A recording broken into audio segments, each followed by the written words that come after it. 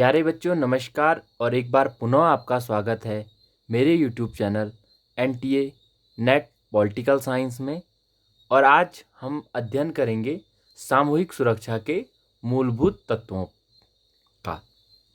हमने पिछले लेक्चर में देखा था कि शक्ति संतुलन और सामूहिक सुरक्षा के मध्य अंतर और समानताओं को हमने देखा था।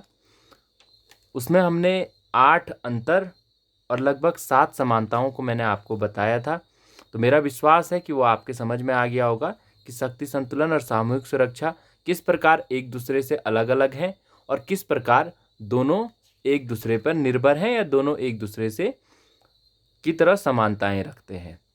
आज अब हम सामूहिक सुरक्षा के मूलभूत तत्वों को देखेंगे, जिनके अभाव में सामूहिक सुरक्षा का जो लक्ष्य है उसको प्राप्त नहीं किया जा सकता, या सामूहिक सुरक्षा क्या है, अपने आप ही अस्तित्वमान नहीं रहती है। तो सामूहिक सुरक्षा के जो मूलभूत तत्व हैं जिनके अभाव में सफलताएं प्राप्त नहीं हो सकती, ऐसे तत्व क्या हैं? निम्नलिखित तत्व हैं, जिन पर जो पहला तत्व है वह है सामूहिक सुरक्षा के अंतर्गत राष्ट्रों के मध्य सहयोग अति आवश्यक है। यानी कि जो सामूहिक सुरक्षा है वह तब तक सफल नहीं हो सकती जब तक कि विश्व के जितने भी राष्ट्र हैं वो आपस में सहयोग की भावना को न रखते हों। सामूहिक कार्यवाही बिना सहयोग एवं सामंजस्य के नहीं हो सकता। सामूहिक कार्यवाही बिना सहयोग एवं सामंजस्य के नहीं हो सकती। आज राष्ट्रों के बीच परस्पर पर्याप्त सहयोग नहीं है, हमें देखने को नहीं मिलता है। यही कारण है कि संयुक्त राष्ट्र संघ द्वारा सामूहिक कार्यवाही क्या है, सफल नहीं हो रही है।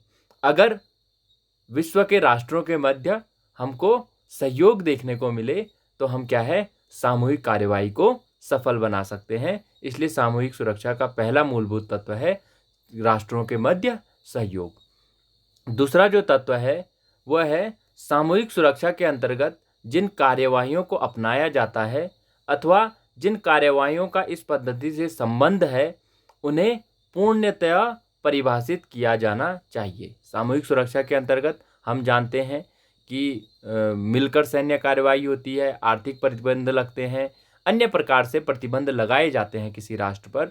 तो ये क्या है, पूर्णतः पहले ही परिभाषित होनी चाहिए, तभी सामूहिक सुरक्षा की कल्पना को हम क्या है, पूर्ण कर सकते हैं। उदाहरण के लिए संयुक्त राष्ट्र संघ के संविधान में आक्रमण, शस्त्र हमला, शांति को खतरा, आत्म सुरक्षा, शांति भंग, इस प्रकार के इत्यादि क्या है शब्दों का प्रयोग तो किया गया है, किंतु इन्हें या तो परिभाषित नहीं किया गया है या फिर अस्पष्ट ढंग से क्या है, परिभाषित किया गया है, जिससे राष्ट्र इन शब्दों का अर्थ अपने हितों के आधार पर क्या है, लगा लेते हैं। और इन स्थितियों में आक्रमणकर्ता कौन है और कौन आक्रांता है, आक्रांता यानी कि आक्रमण करने वाला, इसका पता लगाना क्या है, मुश्किल होता है। आक्रमणकर्ता कौन है और आक्रांता, यानी कि आक्रांता भी वही है जो आक्रमण कर रहा है। तो और यह भी पता लगाना संभव नहीं हो पाता है कि किस राष्ट्र पर आक्रमण किया गया है। इसलिए जो ये शब्द हैं आक्रमणकर्ता, शांति या फिर शांति भंग, सैन्य कार्यवाही, इनका क्या है, पूर्णतया इनको परिभाषित करना चाहिए, तभी हम सामूहिक सुरक्षा की जो कल्पना है उसको पूर्ण कर सकते हैं। तीसरा जो मूलभूत तत्व है वह है सामूहिक सुरक्षा के क्रियान्वयन का माध्यम क्या है, संयुक्त राष्ट्र संघ आज हमको देखने को मिलता है और विश्व के अधिकांश राष्ट्र क्या हैं, इसके सदस्य हैं। लेकिन जब तक राष्ट्र अपने संकीर्ण राष्ट्रीय हितों को त्याग कर अंतर्राष्ट्रीय शांति एवं सुरक्षा स्थापित करने वाली व्यवस्था संयुक्त राष्ट्र संघ का सहयोग नहीं करेंगे, तब तक केवल सदस्यता से विश्व के अधिकांश राष्ट्र इसके सदस्य हैं। लेकिन जब तक राष्ट्र अपने संकीर्ण राष्ट्रीय हितों को त्याग कर अंतर्राष्ट्रीय शांति एवं सुरक्षा स्थापित करने वाली व्यवस्था संयुक्त राष्ट्र संघ का सहयोग नहीं करेंगे, तब तक केवल क्या है, सदस्यता से सफलता प्राप्त नहीं की जा सकती है। कहने का अर्थ है कि जितने भी राष्ट्र हैं उनको एक तो आपसी सहयोग करना पड़ेगा और अपने राष्ट्रीय हितों को भी त्यागना होगा। राष्ट्रीय हित हमने पढ़ा था कि राष्ट्रीय हित वो हित होते हैं जो किसी राष्ट्र की उन्नति के लिए आवश्यक हित होते हैं, जिनके राष्ट्रीय हित जरूरी होते हैं, किंतु राष्ट्रीय हित के नाम पर विश्व शांति का बलिदान नहीं किया जा सकता है। राष्ट्रीय हित अगर आपका देश के स्वास्थ्य से संबंधित है, सुरक्षा से संबंधित है, तो वो आपका राष्ट्रीय हित जेन्युइन है। किंतु अगर राष्ट्रीय हित के नाम पर आप शक्ति को बहुत अधिक बढ़ा रहे हैं, तो और उसके कारण विश्व शांति को खतरा उत्पन्न हो रहा है, तो ऐसे राष्ट्रीय हितों को त्याग देना चाहिए। जैसे अगर कोई दो देश आपस में लड़ रहे हैं और आप देख रहे हैं कि ये आपस में कौन है, किसी देश ने दूसरे देश पर आक्रमण किया है, किंतु वो आपका मित्र है, तो आप क्या है, उसको आक्रमणकर्ता घोषित नहीं करते हैं। यह गलती जो राष्ट्र संघ बना था उसमें भी हुई है।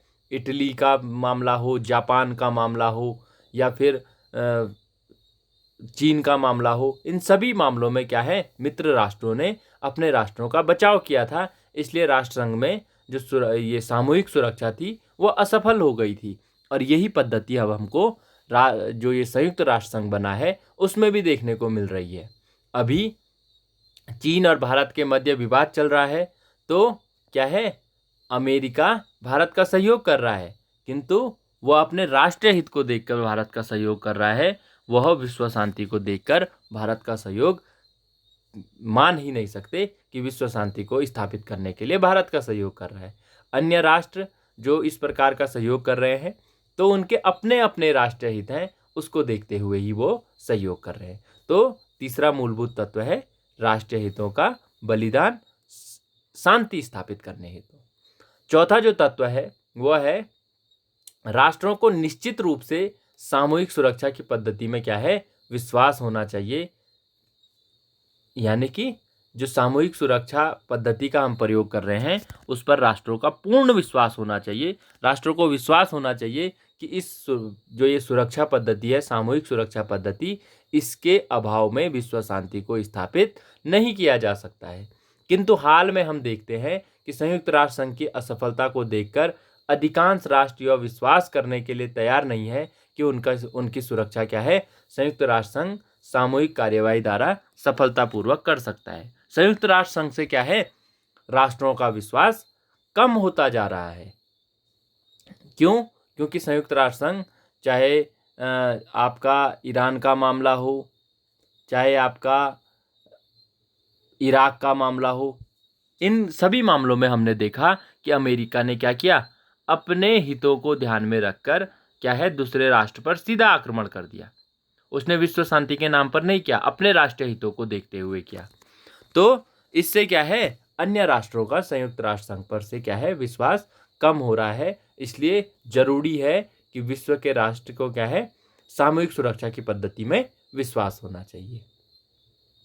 उसके पश्चात जो पांचवा तत्व है कि किसी भी राष्ट्र के पास इतनी अधिक शक्ति नहीं होनी चाहिए कि सभी राष्ट्र की क्या है, शक्ति मिलाकर भी उसके आक्रमण को रोकने अथवा परास्त करने के लिए पर्याप्त न हो सके।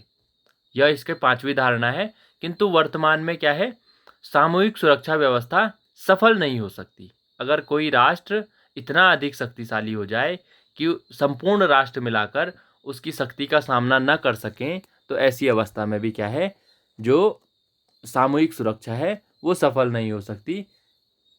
क्योंकि बड़ी बड़ी जो शक्तियां हैं अपनी सैन्य शक्ति का मनचाहा प्रयोग कर सकती हैं। सोवियत संघ के विघटन के बाद अधिकांश जो शक्ति है संयुक्त राज्य अमेरिका के पास केंद्रित हो गई है, अतः सामूहिक सुरक्षा के सफल होने के अवसर क्या हैं, कम हो गए हैं। तो इसलिए किसी भी राष्ट्र को हम इतना अधिक शक्तिशाली नहीं होने दे सकते कि वो क्या है, विश्व के समस्त राष्ट्रों की शक्ति भी क्या है, उसके सामने फीकी लगे। तो हमको जो शक्ति संतुलन वाला सिद्धांत है वो यहाँ काम आता है कि शक्ति संतुलन को भी साथ के साथ स्थापित करना पड़ेगा, तभी हम सामूहिक सुरक्षा को क्या है, सामूहिक सुरक्षा की सफलता की कामना कर सकते हैं। छठा जो पॉइंट है वो है सामूहिक सुरक्षा व्यवस्था तभी सफल हो सकती है जबकि सभी लोगों में यह विश्वास हो जाए कि शक्ति का प्रयोग मात्र अनैतिक ही नहीं अपितु अतार्किक है। सभी राष्ट्रों को यह विश्वास करना पड़ेगा कि किसी भी कीमत पर शक्ति का प्रयोग क्या है, अनैतिक माना जाए या अतार्किक माना जाए। जब सभी राष्ट्र इस बात को मान लेंगे कि किसी भी कीमत पर हमको सख्ती का प्रयोग नहीं करना है। आपसी बातचीत हो सकती है, या फिर जो पंच निर्णय हो सकते हैं, या फिर जो अंतर्राष्ट्रीय न्यायालय है उसके माध्यम से मामलों को सुलझाया जा सकता है। कई तरह के अन्य तरीके हैं जिनसे कि क्या है, राष्ट्रों के मध्य जो विभेद होते हैं, मतभेद होते हैं, उनको सुलझाया जा सकता है। तो इसलिए राष्ट्रों को विश्वास करना पड़ेगा कि शक्ति का प्रयोग ही क्या है, अंतिम साधन नहीं है, अन्य साधनों का भी प्रयोग किया जा सकता है। तभी हम सामूहिक सुरक्षा की व्यवस्था को क्या है, सफल बना सकते हैं। इसके अतिरिक्त सातवां जो मूलभूत तत्व है वो है, इस व्यवस्था के अंतर्गत राष्ट्रों को वर्तमान व्यवस्था का आदर करना चाहिए। उदाहरण के लिए अंतर्राष्ट्रीय सीमाओं का आदर करना। अंतर्राष्ट्रीय सीमाएं जो विश्व की विभिन्न विभिन्न राष्ट्रों की अंतर्राष्ट्रीय सीमाएं हैं, उनका आदर करना चाहिए। तथा आजकल की दृष्टि में सही, गलत एवं न्याय की जो अवधारणा है उसे स्वीकार कर लेना चाहिए। इसका तात्पर्य यह नहीं है कि उसमें परिवर्तन न करें। परिवर्तन संभव है, किंतु वह शांतिपूर्ण ढंग से ही क्या है, होना चाहिए। शक्ति का प्रयोग कदापि नहीं होना चाहिए। तो 2-3 बातें इसमें कह दी गई है कि राष्ट्रों को क्या है, एक तो वर्तमान व्यवस्था का आदर करना चाहिए, दूसरा उन्हें जो अंतर्राष्ट्रीय सीमाओं के विवाद हैं उनको शक्ति के प्रयोग से नहीं बल्कि आपसी बातचीत के माध्यम से या अन्य साधनों से क्या है, उनको सुलझाना चाहिए। उसके बाद अंतिम और 8वां जो तत्व है, मूलभूत तत्व, वह है सामूहिक सुरक्षा की निष्पक्षता के संदर्भ में किसी भी राष्ट्र को संदेह नहीं होना चाहिए। सभी राष्ट्रों को यह विश्वास होना चाहिए कि प्रत्येक मामले का निर्णय उनके गुण दोषों के आधार पर किया जाएगा। लेकिन आज संयुक्त राष्ट्र संघ के सदस्यों में विभिन्न मामलों को लेकर मतभेद बना हुआ है। प्रत्येक मामले पर राजनीतिक रंग चढ़ा दिया जाता है, अतः निष्पक्षता की संभावनाएं क्या है, समाप्त हो जाती है। तो इसमें जो मूलभूत तत्व हैं और उनका मूल्यांकन भी साथ साथ में किया गया है।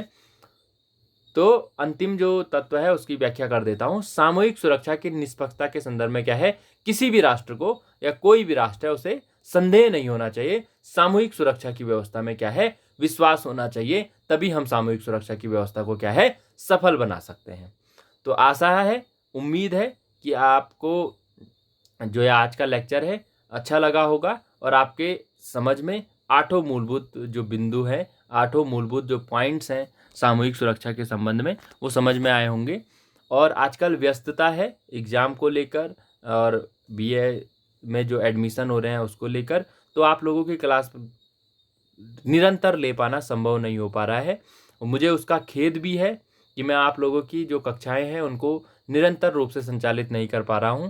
पर जितनी भी मेरी कोशिश है, तो आप लोगों का, क्योंकि आप लोगों का सहयोग से ही क्या है, कक्षाओं का संचालन बन सकता है। अगर आप लोग अधिक से अधिक इंटरेस्ट दिखाएंगे तो फिर मुझे बाध्य होना पड़ेगा कि आपकी कक्षाओं को लेना ही पड़े। तो आज के लिए बस इतना ही टॉपिक को तैयार किया हुआ है। मिलते हैं अगले लेक्चर में, उसमें हम बात करेंगे सामूहिक सुरक्षा एवं राष्ट्र संघ और सामूहिक सुरक्षा एवं संयुक्त राष्ट्र संघ, यानी कि सामूहिक सुरक्षा ने राष्ट्र संघ में किस प्रकार कार्य किया और सामूहिक सुरक्षा ने संयुक्त राष्ट्र संघ में किस प्रकार कार्य किया, और अंत में इसकी आलोचनाओं को देखेंगे। उसके साथ ही क्या है, आपका ये यूनिट समाप्त हो जाएगा। धन्यवाद।